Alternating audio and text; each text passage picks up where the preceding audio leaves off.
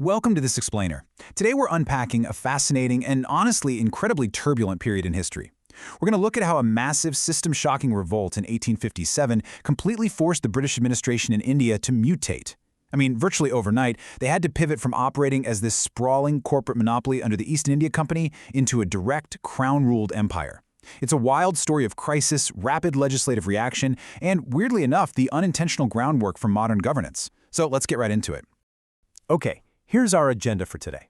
We'll trace the chronological domino effect of this era, covering the shock of 1857, the 1858 Crown Rule, Queen Victoria's mixed promises, the subsequent acts of 1861 and 1869, and finally, the legacy of these reforms. Section 1. The Shock of 1857. Our story kicks off with a massive, undeniable jolt to British colonialism. This single revolt in 1857 sparked a really frantic scramble. Over just 12 years, you have the Government of India Act in 1858, the Indian Council Act in 1861, and another act in 1869. The British Parliament was basically passing act after act to desperately regain, centralize, and stabilize their control. So you might be wondering, why this sudden legislative scramble? Well, leading up to 1857, the East India Company was failing horribly at administering the colony. Their governing style was just incredibly exploitative. There was this widespread, deep-seated resentment across different classes of Indians against the company's super-aggressive revenue and territorial acquisition policies. They were totally failing to bring in any logical administrative reforms.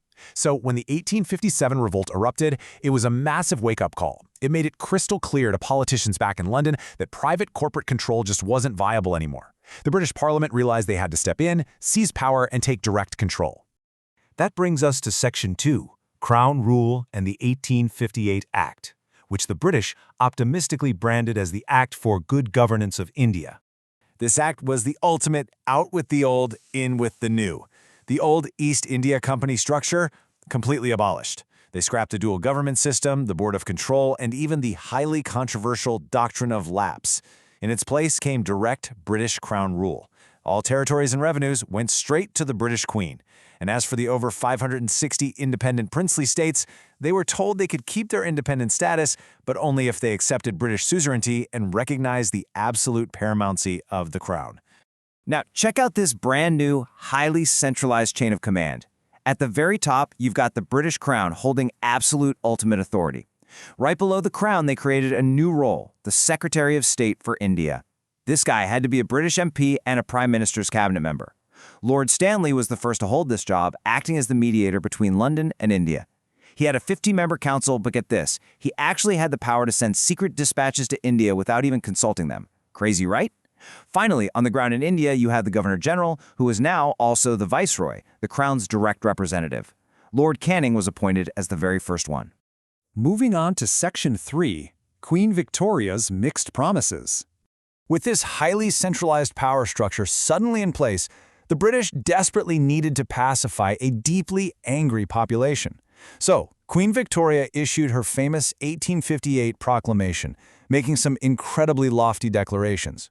She promised there would be absolutely no further acquisition of Indian territories. She guaranteed equal protection under the law, and crucially, freedom of religion without any state interference.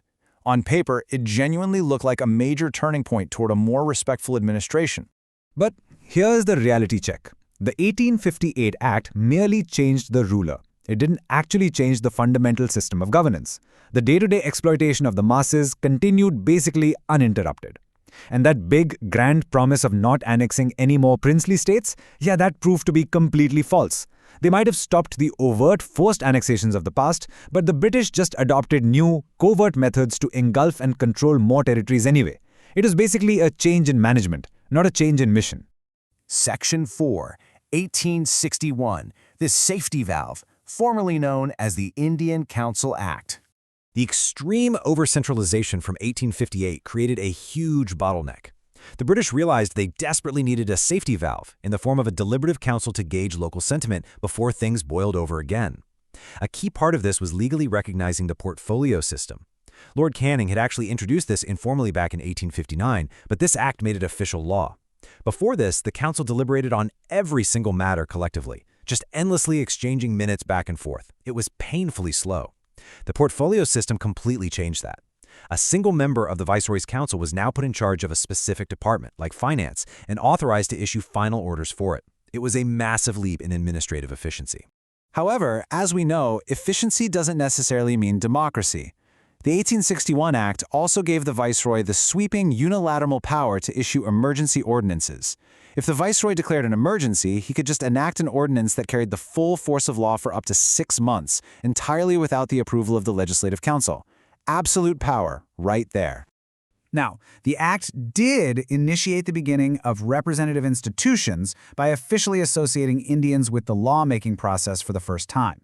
The Viceroy's Executive Council was enlarged, and Lord Canning nominated native Indians, specifically the Raja of Benares, the Maharaja of Patala, and Sir Dinker Rao.